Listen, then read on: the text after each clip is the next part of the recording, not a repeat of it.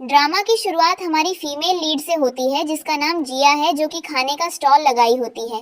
यहाँ पर दो कस्टमर उसके साथ बदतमीजी करते हैं, तभी वहाँ पर उसका दोस्त आ जाता है। फिर जिया का दोस्त जिया से बोलता है कि तुम घर जाओ, लेकिन वो मना करती है। तब वो कहता है कि तुम बहुत अमीर हो फिर भी ये सब कर रही हो। तब वो वहाँ से जाने से मना करती है। तभी उसकी बेटी का कॉल आता है जो बताती है कि उसके पापा ने उसे बहुत मारा है और उसे बाथरूम में बंद करके रखा है। इसके बाद वो जल्दी से वहां से निकलती है। फिर आगे का सीन हम देखते हैं कि हम उसकी बेटी को अस्पताल में देखते हैं, जहां पर उसकी बेटी का ऑपरेशन होता है। तभी हमें पता चलता है कि उसकी दो पसलियां टूट गई हैं। फिर जिया अपने हस्बैंड को कॉल करती है, लेकिन उसका फोन बंद आता है। फिर जिया अपने फ्लैट पर जाती है और वो वहां अपने घर का दरवाजा खोलने की कोशिश करती है, लेकिन वह नहीं हो पाता। फिर उसे अंदर से आवाज आती है कि उसका हस्बैंड किसी और लड़की के साथ होता है। तभी यह आवाज सुनकर उसे झटका लगता है। फिर वह दरवाजे को जोर जोर से खटखटाने लगती है और बोलती है कि तुम मेरे पास आ जाओ। फिर उसका हस्बैंड गेट खोलता है और बोलता है चिल्लाओ मत। फिर जिया कॉलर पकड़ के बोलती है तुम इंसान हो या जानवर, तुम बहुत ही गंदे इंसान हो। तुमने मेरी बेटी को जान से मार डाला। फिर वहां पर वह लड़की आ जाती है जिसके रूम में उसका हस्बैंड था। वह लड़की आकर बोलती है कि इस लड़की से बहुत ही ज्यादा बदबू आ रही है, जैसे कि ये किसी स्टोर से आ रही हो। फिर जिया अपने हस्बैंड से बोलती है तुम मुझे डिवोर्स देने के लिए ये सब कर रहे हो। फिर जिया का हस्बैंड जिया से बोलता है कि तुम 6 साल पहले जिसके साथ फिजिकल हुई थी वो मैं नहीं कोई और था। फिर हमें फ्लैशबैक दिखाया जाता है कि वो कोई और नहीं हमारा मेल लीड वांग होता है। फिर जिया का हस्बैंड जिया को बताता है कि उसने मुझे 5 मिलियन दिए थे ताकि मैं ये बात किसी को न बताऊं। फिर वो लोग उससे जबरदस्ती डिवोर्स पेपर पर सिग्नेचर कराने की कोशिश करते हैं, लेकिन जिया वहां से चली जाती है बिना पेपर पर सिग्नेचर किए। फिर हम देखते हैं कि वो बारिश में भीग रही होती है। फिर वो अपने पापा के पास कॉल करती है और बोलती है कि पापा मैं गलत थी, मुझे माफ कर दीजिए। फिर हम वांग को देखते हैं जो कि अपने ऑफिस में मीटिंग कर रहा होता है। तभी उसके फोन पर एक धमकी भरा मैसेज आता है और फिर वह अपने दोस्तों को बुलाकर लेकर के जाता है। तब हम हमारी जिया को देखते हैं जो कि अपने पापा से बात कर रही होती है और बोलती है कि पापा मैं ठीक हूँ, जब तक मेरी बेटी ठीक नहीं हो जाती तब तक मैं नहीं आ सकती। उसकी ठीक होते ही मैं आपसे मिलने जरूर आऊंगी। फिर हम देखते हैं कि जिया का हस्बैंड और वह लड़की अस्पताल में जिया की बेटी के पास होते हैं और जिया का हस्बैंड बोलता है कि मैंने इसे 8 फ्लोर से नीचे गिराया था फिर भी ये बच गई। फिर वह लड़की बोलती है कि अगर ये उठ गई तो जिया तुम्हें जान से मार देगी। फिर जिया का हस्बैंड बोलता है कि मैं इसे मार देता हूँ, लेकिन वह उसे मारने में थोड़ा सा झिझकता है। लेकिन फिर उसकी गर्लफ्रेंड बोलती है कि मैं प्रेग्नेंट हूँ, इसलिए मैं तुमसे जल्दी शादी करना चाहती हूँ, इसलिए तुम इसे मार दो। जिसके बाद वह बच्ची को मारने लगता है उसका चेहरा दबाकर। तभी यहीं पर जिया डॉक्टर के साथ आ जाती है। जिया ठीक करके जब जाती है, जिस पर उसका बॉयफ्रेंड हाथ खड़े करके कहता है कि मैंने कुछ नहीं किया। इसके बाद उस बच्चे को ऑपरेशन थिएटर में दे करके जाता है क्योंकि उसकी हालत बहुत ज्यादा खराब होती है। उसके बाद उसके बच्चे का ऑपरेशन हो रहा होता है तो जिया बाहर होती हैं और अपने पति को एक थप्पड़ मारती हैं और बोलती हैं कि तुम्हारी हिम्मत कैसे हुई आने की। इससे उसकी गर्लफ्रेंड चिढ़ जाती है और जिया उसे भी एक थप्पड़ लगा देती है। जिसके बाद जिया बोलती है कि मैं तुम दोनों को नहीं छोड़ूंगी। जिसके बाद ये दोनों जिया से झगड़ा करने लगते हैं, वो उसे मारने ही वाले होते हैं। तभी वहां पर जिया का दोस्त आ जाता है अपने दोस्तों के साथ, जिनको देखकर ये दोनों ही चौंक जाते हैं। पति की जो गर्लफ्रेंड होती है वो कहती है कि तुम लोग हो कौन, तो वो लोग कहते हैं कि हम चारों इस शहर के अमीर लोग हैं। फिर वो लोग अपनी पहचान देते हैं, जिस पर वह लड़की उन्हें पहचान जाती है और कहती है कि मुझे माफ करना, मैं तुम्हारी रास्ते में अगर तुम उस लड़की को चाहते हो तो मैं तुम्हें इसे वापस कर देती हूँ। और फिर वह उसे जिया को धक्का दे देती है। फिर जिया का दोस्त उसे पकड़ लेता है। चारू, जिया का हस्बैंड और उसकी गर्लफ्रेंड को बहुत ज्यादा डांटते हैं कि तुम लोगों की हिम्मत कैसे हुई है उसके ऊपर हाथ उठाने की और उसे धक्का देने की। क्या तुम लोगों के पास कोई तमीज नहीं है, किसके साथ कैसे पेश आना होता है। फिर जिया का हस्बैंड की गर्लफ्रेंड बोलती है कि मैं यहाँ परिवार की बहुत ही ज्यादा अमीर बेटी हूँ। फिर हस्बैंड बोलते हैं कि मैं भी एक बहुत ही अमीर परिवार से हूँ और मैं तुमसे नहीं डरता। जिस पर जिया बोलती है चलो मैं तुम्हें कुछ दिखाती हूँ। फिर जिया अपने गार्ड को बोलती है कि इन्हें बहुत ज्यादा मारो। फिर वह लोग उन दोनों की बहुत ही ज्यादा पिटाई करते हैं। इसके बाद ये दोनों जमीन पर पड़ जाते हैं। इसके बाद जो जिया का हस्बैंड होता है वो बोलता है कि हम तुम्हें नहीं छोड़ेंगे। उसके बाद जिया अपने हस्बैंड के पैर पर अपने पैर से मार देती है। फिर बोलती है कि तुम्हें जो करना है करो, मैं भी देखती हूँ कि तुम क्या कर सकते हो। फिर उसके बाद वो कहती है कि अब तुम मुझे बताओ कि मेरी बेटी का असली बाप कौन है। जिसके बाद जिया का पति अपनी गर्लफ्रेंड को लेकर भाग जाता है और तभी यहाँ पर जिया के पापा आ जाते हैं जो कि व्हील चेयर पर होते हैं उनके आते ही वो चारों लड़के उन्हें हेलो बोलते हैं क्योंकि ये चारों जिया के पापा के लिए काम करते हैं। फिर उसके बाद जिया अपने पापा को देखकर शॉक्ड हो जाती है क्योंकि उसके पापा का पैर पैरालाइज्ड रहता है क्योंकि वो 5 साल से अपने पापा से मिली हुई नहीं रहती। तभी उनका असिस्टेंट बताता है कि इन्हें बीमारी हो गई है इसलिए इनके पैर खराब हो गए हैं। फिर उनके पापा बोलते हैं कि मैं तुम्हें पहले ही रोका था कि तुम उसके साथ शादी मत करो, वो अच्छा लड़का नहीं है। जिस पर वो असिस्टेंट बोलता है कि सर ने पहले ही चेक करवाया था कि ये लड़का कैसा है, जिस पर पता चला था कि ये लड़का अच्छा नहीं है, इसलिए आपको शादी करने से रोक रहे थे और दूसरी जगह आपकी शादी फिक्स की थी, लेकिन आपने भागकर उससे शादी कर ली और अब आप देख ही रही हैं कि वो लड़का कैसा है। फिर जिया ये सारी बातें सुनकर बहुत ही ज्यादा सैड हो जाती है और अपने की पर पछताती है। फिर हम देखते हैं कि जिया अपने पापा के पास बैठ जाती है और कहती है कि आप मुझे माफ कर दो, मुझे से गलती हो गई थी। जिस पर उसके पापा बोलते हैं कि मेरी तबीयत बहुत खराब हो रही है, पता नहीं मैं कब मर जाऊंगा, इसलिए तुम मेरी आखिरी इच्छा पूरी कर दो, मैं तुम्हें खुश रहते हुए देखना चाहता हूँ। फिर जिया अपने पापा से उनकी आखिरी इच्छा पूछती है, जिस पर उसके पापा बोलते हैं कि तुम दोबारा शादी कर लो। तब जिया बोलती है कि मैं किससे शादी करूंगी। फिर उसके पापा हमारे हीरो की तरफ इशारा करके बोलते हैं कि तुम इससे शादी कर सकती हो, वैसे तुम्हारी एंगेजमेंट कर दी गई थी लेकिन तुमने किसी और से शादी कर ली, लेकिन फिर भी इसने तुमसे एंगेजमेंट नहीं तोड़ी। ये बहुत ही अच्छा लड़का है, मैंने इसे बचपन से अभी तक देखा है। जिस पर जिया को डॉक्टर की बात याद आती है, जहाँ पर डॉक्टर कहते हैं कि तुम्हारी बच्ची को ब्लड की जरूरत है, अगर तुम्हारा कोई रिलेटिव हो तो उसी का ब्लड ले सकते हो। जिस पर वो अपने मन में सोचती है कि मैं अपनी बच्ची के असली बाप से ही शादी करूंगी, अब मैं किसी और से शादी नहीं करूंगी। इसीलिए वो अपने पापा से बोलती है, मैं शादी तो कर लूंगी लेकिन मेरी एक शर्त है, पहले मैं गुस्ताखी की तरह उसके घर पर जाऊंगी और देखूंगी कि उसका बिहेवियर कैसा है, उसके बाद मैं उससे शादी करूंगी। जिस पर उसके पापा बोलते हैं कि ठीक है, लेकिन फिर जिया के पापा उन चारों लड़के के पास जाकर बोलते हैं कि मैं तुम चारों को एक मौका देता हूँ कि तुम उससे पटाओ और जो तुम लोगों में से पटाएगा मैं उसे अपने घर का दामाद बना लूंगा। फिर वो चारों खुश हो जाते हैं।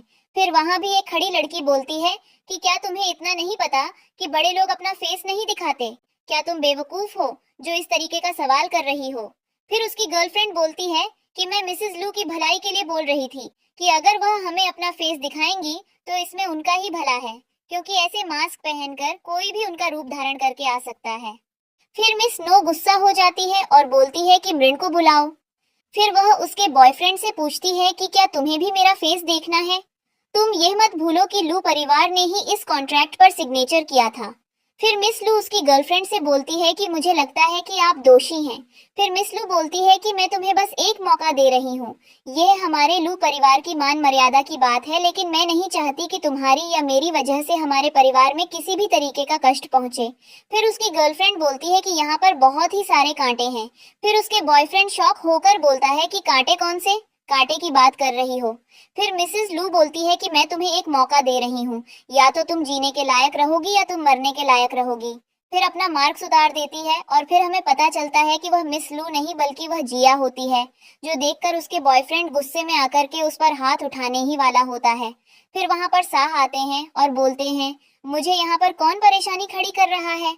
फिर उसकी गर्लफ्रेंड बोलती है कि ये वही लड़की है जो परेशानी खड़ी कर रही है, लेकिन ये वही लड़की है जो सबसे अमीर परिवार की बेटी होने का नाटक करने का दुस्साहस कर रही है, जो चीजों को गड़बड़ करने के लिए यहाँ आई है। फिर साह बोलते हैं, तो क्या हुआ, आप इसे जानती हैं। फिर उसकी गर्लफ्रेंड बोलती है कि हम यहाँ वही लड़की हैं जो एक बदबूदार और मसालेदार स्टॉल लगाती थी, मैं आना चाहती हूँ और चीजों को और गड़बड़ करना चाहती हूँ। उसकी गर्लफ्रेंड बोलती है कि देखो ये सबसे अमीर आदमी हमारा सहयोग देने के लिए यहाँ पर आए हुए हैं और वह दोनों खुश हो रहे होते हैं।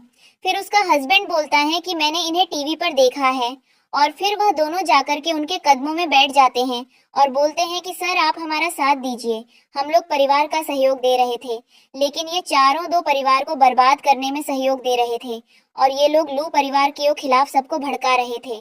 तभी उसकी गर्लफ्रेंड बोलती है कि आपको उन लोगों को सजा देनी चाहिए, उस कुतिया को मार दो। तुम चाहती हो कि मैं लू को सजा दूं? फिर उसकी गर्लफ्रेंड बोलती है, फू आपने सुना या फिर आप मर चुकी हैं। फिर वह बोलती है कि इन चारों का क्या। फिर उसका बॉयफ्रेंड बोलता है कि आप यहाँ क्यों नहीं आते और आप इनसे माफी क्यों नहीं मांगते। तभी उसकी गर्लफ्रेंड हंसने लगती है और बोलती है वह लोग डर गए हैं। फिर उसका बॉयफ्रेंड जल्दी जल्दी फोन निकालता है और बोलता है कि मुझे इन चारों का फोटो क्लिक करना है कि माफी मांगते हुए कैसे लगते हैं। तभी वह चारों बोलते हैं, नमस्ते सर। फिर वह उसका बॉयफ्रेंड देखकर ये शॉक्ड हो जाता है। फिर जिया बोलती है, पापा आप यहाँ पर क्यों आए? ये सुनकर वह दोनों शॉक्ड हो जाते हैं। तभी उसके पापा बोलते हैं कि क्या आपको नहीं पता कि ये मेरी सबसे अमीर लड़की बेटी है? फिर उसकी गर्लफ्रेंड बोलती है कि ये असंभव है। फिर उसका बॉयफ्रेंड बोलता है कि क्या ये सब झूठ है? फिर उसकी गर्लफ्रेंड उठकर बोलती है कि मैं इस सब को नहीं मानती, ये सब झूठ है। वो बोलती है कि मत सोचो कि तुमने एक एक्टर को बस आमंत्रित किया है और यह सब दिखावा बंद करो। फिर जिया के पापा बोलते हैं कि मैं लू परिवार और वैन परिवार से सारे कॉन्ट्रैक्ट को रद्द करता हूँ। अब उसके साथ कोई भी गलत व्यवहार करने से पहले 100 बार सोचेगा। अब ये लू परिवार के दुश्मन हैं। फिर वहां पर खड़ा एक लड़का बोलता है, इन दोनों को कौन लेना चाहता है? ये लोग तो बस बेड लक हैं। वहां पर खड़ी एक लड़की बोलती है कि तुमने इनको क्यों खाया? अब लू तुम मुझे झेलो। फिर उसकी गर्लफ्रेंड बोलती है कि ऐसा नहीं हो सकता। तब उसका बॉयफ्रेंड गुस्से में उठकर जिया से बोलता है, ये सब तुम्हारी वजह से हो रहा है और अब तुम ही सब ठीक करोगी। फिर जिया अपने हस्बैंड से बोलती है कि ये आपके लिए हमारी एनिवर्सरी का गिफ्ट था, लेकिन आपने इसे खराब करवा दिया एक मिडिल क्लास लड़की के लिए। फिर उसकी गर्लफ्रेंड बोलती है कि मैं तुम्हें मार डालूंगी, मैं तुम्हें नहीं छोड़ूंगी। फिर वहां से एक कांच का टुकड़ा उठाती है और जिया की तरफ बढ़ने लगती है। तभी वहां पर वांग आ जाता है और उसे रोक लेता है। फिर वह जिया से पूछता है कि क्या तुम ठीक हो? फिर जिया उस पर हाथ उठा देती है। फिर उसकी गर्लफ्रेंड बोलती है कि तुम्हारी हिम्मत कैसे हुई मुझ पर हाथ उठाने की? फिर जिया बोलती है कि मैं यहाँ से फोन के लिए आई थी। फिर उसकी गर्लफ्रेंड बोलती है कि क्या तुम सच में एक अमीर परिवार से हो या फिर तुम सच में ही कुतिया लड़की हो? फिर वहां पर उसकी गर्लफ्रेंड का पिता आ जाता है। फिर वह उसे बोलता है कि चुप रह कमीनी, अब मैं तुम्हें नहीं रोकूंगा। अब ये पूरा परिवार तुम्हारा सामना करने के लिए यहाँ पर खड़ा है। फिर उसका पिता मिसेस लू से माफी मांगता है, बोलता है कि हमें इस बात का खेद है, हमने ही इसे अपने सिर पर चढ़ा रखा था, इसलिए ये इतना बिगड़ गई है।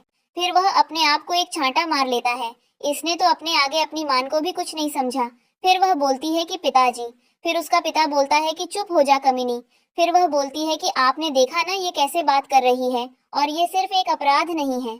फिर उसका पिता बोलता है, आज से मेरी कोई भी बेटी नहीं है, मेरी बेटी मेरे लिए मर चुकी है। फिर वह उसे अपने पैर से मार करके गिरा देता है और फिर वह हट गया, अपनी घुटनों पर बैठ जाता है और बोलता है कि आज से इस लड़की का हमारे परिवार से कोई संबंध नहीं है, आज से ये हमारे लिए मर चुकी है। फिर जिया का हस्बैंड बोलता है कि मुझे पता है कि मेरी गलती थी, मैं इस पर मोहित हो गया था, मैं अब इस कुतिया की बात कभी नहीं सुनूंगा, प्लीज मुझे माफ कर दो, मेरा विश्वास करो। फिर जिया उसे धक्का दे देती है। फिर वो उसे बड़ी ही प्यार से बोलता है कि मेरी पत्नी, प्लीज मान जाओ, मैंने तुम्हें जाने दिया, उसके लिए मुझे माफ कर दो, और बोलता है कि मैं कभी दोबारा नहीं करूंगा। फिर जिया बोलती है कि मिस्टर वांग सुन रहे हैं ना, देखिए कैसी हैं, एक गिरगिट की तरह अपने चाल बदल रहा है। फिर वह बोलती है कि देखो तुम्हारी पत्नी घुटनों पर बैठी है, और क्या तुम मुझे तलाक नहीं देना चाहती? पर तुम अभी क्यों नहीं जाना चाहती? फिर उसका पति बोलता है कि नहीं, मुझे प्लीज मत छोड़ो, और बोलता है कि मुझे आपकी पहचान नहीं पता थी, अगर मुझे पता होता तो मैं ऐसा नहीं करता। फिर उसकी गर्लफ्रेंड बोलती है कि तुम ये क्या बोल रही हो? फिर उसका पति अपनी गर्लफ्रेंड से बोलता है, तुम यहाँ से चले जाओ, तुमने मुझे वहां बहकाया है। और फिर वह बोलता है कि मैं कसम खाता हूँ कि मैं ऐसा कभी नहीं करूंगा, और बोलता है कि मैं इसे नहीं जानता हूँ, आप जो मुझसे कहोगी मैं वह करने के लिए तैयार हूँ। और फिर हाथ जोड़कर माफी मांगता है और बोलता है कि मैं आज के बाद कभी नहीं करूंगा। फिर जिया नीचे बैठकर बोलती है कि आपको पता है कि आप हमें कैसी लग रही हैं, जैसे एक कुत्ता अपनी धुम हिलाता है ना, बिल्कुल आप वैसे ही लग रहे हैं। फिर उसका पति उसके ऊपर हाथ उठाने वाला होता है, तभी वांग उसे रोक लेता है और बोलता है कि अगर आपने ऐसा किया तो आपके लिए बहुत बुरा होगा। फिर वांग उन दोनों को वहां से जाने को बोलता है और बोलता है कि मुझे यहाँ पर एक भी कचरा नहीं देखना चाहिए। फिर हम जिया को देखते हैं, वह तीनों लड़कों से बात कर रही होती हैं। वह तीनों एक एक करके बोलते हैं कि फिर उनमें से एक बोलता है कि जिया मुझे अपनी साथ रहने दो। तब दूसरा बोलता है कि मिस्टर जियानबू ने हमसे नहीं बोला था कि मिस्टर वांग से हमें अच्छे से बात करना है। तब उनमें से तीसरा बोलता है कि मैं आपसे वादा करता हूँ कि मैं आपको कभी भी किसी भी परेशानी में नहीं डालूंगा। तब वे सब कुछ न कुछ बहाना करके वहां से चले जाते हैं। तब हम अगले सीन में देखते हैं कि जिया की बेटी को दवा पिला रहा था। तभी उसकी बेटी बोलती है कि अंकल, ये दवा बहुत ही कड़वी है, मैं इसे नहीं खाना चाहती हूँ। तभी वांग बोलता है कि बेटा, अगर तुम इसे नहीं खाओगी तो जल्दी से ठीक कैसे होगी, और जल्दी से ठीक नहीं होंगी तो तुम अपनी मम्मा की रक्षा कैसे करोगी? फिर वह बोलती है कि मुझे जल्दी जल्दी ठीक होना है और मैं अपने मम्मा की रक्षा करूंगी। तभी वांग बोलता है, थोड़ा सा और दवा ले लो। तब जिया की बेटी जियो बेहोश हो जाती है। फिर वे दोनों बहुत ही ज्यादा घबरा जाते हैं। फिर वे लोग डॉक्टर को बुलाते हैं। तभी डॉक्टर बोलते हैं कि हमें जल्दी से एक बोन मैरो डोनेटर ढूंढना होगा और ये हमें जल्दी करना होगा क्योंकि उसकी हालत दिन पर दिन खराब होती जा रही है। तभी वह जिया से बोलता है कि जिया, तुम अपना बोन मैरो क्यों नहीं दे देती? तो जिया बोलती है कि मुझे लुकीमिया है, इसलिए मैं नहीं दे सकती और मुझे यह भी नहीं पता कि जियो की असली पिता कौन है। फिर जिया बैंक से बोलती है कि वह प्लीज मुझ पर एक एहसान कर दो। फिर हम अगले सीन में देखते हैं कि जिया आप एप्पल काट रही होती है, तभी उसके हाथ पर चाकू लग जाता है। फिर जियो बोलती है कि मुझे आपसे दर्द होगा। फिर जिया बोलती है कि नहीं बेटा, मैं बिल्कुल ठीक हूँ। तभी वहां पर दो लड़के फूल लेकर आते हैं। तब जियो उन लोगों को देखकर रोने लगती है। तब जिया बोलती है कि तुम दोनों का भी कभी याद से निकालो। फिर उनमें से एक बोलता है कि हम ये जियो के लिए लेकर आए थे, क्या ये जियो को पसंद आया? फिर जिया बोलती है कि जियो को फूल से एलर्जी है। फिर उनमें से एक लड़का बोलता है कि आपने हमें पहले क्यों नहीं बताया? फिर जिसके हाथ में फूल था वह बोलता है कि इसे बाहर लेकर निकलो। तब वह बोलती है कि आप अभी तक यहाँ क्या कर रहे हैं? तभी वहां पर एक और दूसरा लड़का आता है और बोलता है कि वह बस अपनी जियो के लिए परेशानी पैदा कर रहा है। तब वह बोलता है कि मैं आपके लिए खाना बनाकर खिलाया हूँ, आशा करता हूँ कि आपको ये पसंद आएगा। तभी वहां पर एक और लड़का आता है और बोलता है कि मुझे पता चला कि प्रवेश दीवार पर कोई भी कार्ड नहीं है मुझे रोकने के लिए, तो मैं अंदर आ गया। और वह जिया का हाथ पकड़कर बोलता है कि मैं इन सब से अलग हूँ। तब हम देखते हैं कि वह बहुत सारी खिलौने लेकर आया होता है। तब जिया बोलती हैं कि आप सच में बहुत डर लग गया, अब तो इनसे भी पागल हैं। फिर हम अगले सीन में देखते हैं कि जिया अपने हस्बैंड के घर जाती हैं और उसका कॉलर पकड़कर पूछती हैं कि जियो का असली पिता कौन है। तब वह बोलता है कि मुझे कुछ याद नहीं है। फिर जिया बोलती हैं कि ठीक है, तुम रुको, मैं तुम्हें याद करने का मौका देती हूँ। तब उसकी गार्ड उसके पति के ऊपर पिस्टल तान देते हैं। तब वह बोलता है कि रुको रुको, मैं सब बताता हूँ। तब वह जिया के हस्बैंड से बोलता है कि तुम्हें जो बोलना है जल्दी बोलो, हमारे पास ज्यादा टाइम नहीं है। फिर जिया का हस्बैंड बताता है कि मुझे पेडिग्री होटल में बुलाया गया था और मुझे 5 मिलियन दिए थे मेरा मुंह बंद रखने के लिए, और मैंने उस समय पेडिग्री होटल में तुम्हारे साथ फिजिकल रिलेशनशिप बनाया था और मुझे कुछ याद नहीं आ रहा है। फिर वह अपने पैंट में ही पेशाब कर देता है और जिया सोचती है कि लगता है सच में इसे कुछ नहीं पता। फिर वह बोलती हैं कि बकवास करना बंद करो। फिर उसे वह एक पेपर देती हैं जो कि डिवोर्स के पेपर होते हैं। फिर वह बोलता है कि ये डिवोर्स के पेपर? फिर वह बोलती हैं कि हाँ, मुझे तुमसे डिवोर्स लेना है और इस बार मैंने तुम्हें छोड़ा नहीं है। फिर उसका पति उसके सामने हाथ जोड़कर उसे माफी मांगने लगता है और बोलता है कि मैं उस कुतिया के बहकावे में आकर तुम्हें धोखा दे रहा था, प्लीज मुझे माफ कर दो, हम दोनों पति पत्नी है ना, प्लीज मुझे एक और मौका दे दो। फिर जिया टेबल से चाकू उठाती है और उसके पैर पर मार देती है और फिर बोलती है ये तुम दोनों फिर से एक हो जाओ, इससे पहले यहाँ से चले जाओ। फिर वह उसके गर्दन पर चाकू रख देती है। फिर उसका पति बोलता है कि तुम ये क्या कर रही हो? फिर वह उसे बोलती है कि तुम सिग्नेचर करोगे या मरना पसंद करोगे? फिर वह बोलता है कि मैं सिग्नेचर करने के लिए तैयार हूँ। फिर जिया का हस्बैंड जिया से बोलता है कि हम इतने सालों से एक साथ हैं तो तुम्हें मुझे समझना होगा। फिर जिया बोलती है कि हाँ, तुम्हें समझना जरूर पड़ेगा और अब मैं तुम्हें एक आवारा कुत्ते से भी बदतर जिंदगी दूंगी। फिर वह बोलती है कि ये घर छोड़ने के लिए आपको जल्दी ही कोर्ट से नोटिस आ जाएगी। फिर वहां से चली जाती है। फिर वहां पर उसकी गर्लफ्रेंड रहती है और बोलती है कि तुम्हें क्या हुआ, और बोलती है कि तुम अपंग कैसे हो गए, मैं तो गिर ही गई। फिर वह उसकी चोट पर और चोट देने लगती है, उसके साथ बहुत ही बदतर सलूक करती है। फिर वो उससे बोलता है कि तुम्हें इस परिवार से नहीं निकाला गया था, तुमको खुद गई थी। फिर उसकी गर्लफ्रेंड बोलती है कि उस कुतिया को अपने सुंदरता पर बहुत घमंड है ना। फिर उसका बॉयफ्रेंड बोलता है कि यह मत बोलो कि वह लू परिवार की बड़ी बेटी है और सबसे अमीर भी है। फिर उसकी गर्लफ्रेंड बोलती है कि ये बात कोई और कहता तो मैं मान भी नहीं सकती थी, लेकिन क्या ये तुम कह रहे हो? तुम्हें नहीं लगता कि मिस लू कोई और है? और बोलती है कि मैं मिस लू को अच्छे से पहचानती हूँ क्योंकि हम दोनों विदेश में एक ही स्कूल में पढ़ते थे। और बोलती है कि जिया की असली तस्वीर को भी नहीं पहचानते हैं, वह फोटो अभी 6 साल से 25 लाख में बिक रही है। फिर हम देखते हैं कि जिया का एक्स हस्बैंड और उसकी गर्लफ्रेंड बात कर रहे होते हैं। तभी उसकी गर्लफ्रेंड बोलती है कि जिया उसकी असली बेटी नहीं है, उसकी असली बेटी मैं हूँ। तभी वो दोनों जिया को मारने का प्लान बनाते हैं और बोलते हैं कि हम उसे मार देंगे और फिर सारी प्रॉपर्टी हमारे नाम हो जाएगी। फिर वो दोनों एक कार में बैठकर जिया को कार से धक्का देने की कोशिश करते हैं। तभी वहां पर वो चारों भी होते हैं और फिर जब वो उसे कार से मारने की कोशिश कर रहे थे तब वांग वहां आ जाता है और जिया को बचा लेता है, लेकिन वांग का एक्सीडेंट हो जाता है। फिर हम ऑपरेशन थिएटर से डॉक्टर बाहर आते हैं और जिया पूछती है कि डॉक्टर क्या हुआ?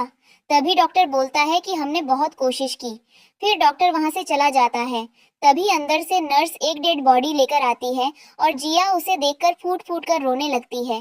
तभी एक औरत वहां आती है जो कि बहुत फूट फूट कर रो रही होती है, जिसे देखकर हमारी जिया शॉक्ड हो जाती है। तभी उसकी नजर वांग पर पड़ती है जिसकी टांग टूट गई थी, जो कि वह मेरे चेहरे पर था। फिर जिया उसके पास भागकर जाती है और उससे माफी मांगती है कि यह सब उसकी वजह से हुआ है। फिर हमें फ्लैशबैक दिखाया जाता है एक्सीडेंट वाली रात, जब वह उसकी गोद में पड़ा था। तब वह बोला था कि उसे रात में तुम्हारे साथ इंटीमेट होना था। फिर हमें फ्लैशबैक दिखाया जाता है जिसका असिस्टेंट वहां से लेकर आ रहा होता है और कहता है कि आपको जो है ना लू परिवार की बेटी ने रख दिया है, इसीलिए आप फीमेल के साथ इंटीमेट हो गए थे। फिर वह बोलता है कि मैं सिर्फ एक ही लड़की को पसंद करता हूँ। इसके बाद वह कहता है कि मैं जुगाड़ करता हूँ। फिर वो वांग को एक रूम में छोड़ देता है, जिसके बाद हम देखते हैं कि उसके हाथ पैर में पट्टी लगी हुई थी। फिर जिया वांग के फॉरहेड पर किस करती है। उसके बाद हम अगले दिन का सीन देखते हैं जहां पर लू परिवार की बेटी आकर उसके सिर पर डंडा मार देती है। फिर वो उससे कहती है कि मैं तुझे लाइक करती थी लेकिन फिर भी तुमने मेरे साथ ऐसा किया। उसके बाद जिया वांग से बोलती है कि तुम बहुत ज्यादा रूड हो, तुम मेरी बेटी के बायोलॉजिकल फादर हो, फिर भी हमें छोड़कर चले गए। फिर वांग अपनी चोट का दर्द होने का बहाना करने लगता है, तुमने मुझे धोखा दिया है। उसके बाद जिया वांग को रूम में ले आती है। फिर जिया के पास कॉल आता है कि वो लोग पकड़े गए। अब हमारे बाकी के 3 लड़के आते हैं, उनके एक्स हस्बैंड को लेकर आते हैं। तभी उसका एक्स हस्बैंड बोलता है कि मैंने कुछ नहीं किया, वो ये सब मानने से इनकार कर देता है। तब उसे सीसीटीवी फोटोज दिखाई जाती हैं। फिर उसके बाद उसके एक्स हस्बैंड को लेकर चले जाते हैं। फिर हम देखते हैं कि जो लड़की जगह जगह छुप छुप के घूम रही थी, क्योंकि जगह जगह उसके पोस्टर लगे हुए थे और पुलिस उसे ढूंढ रही थी, वो पोस्टर देखकर उसे बहुत ही ज्यादा गुस्सा आता है। फिर हम जिया और वांग को देखते हैं जो कि अस्पताल में होते हैं। जिया बोलती है कि मैं तुम्हारे लिए एक गिलास पानी लेकर आती हूँ।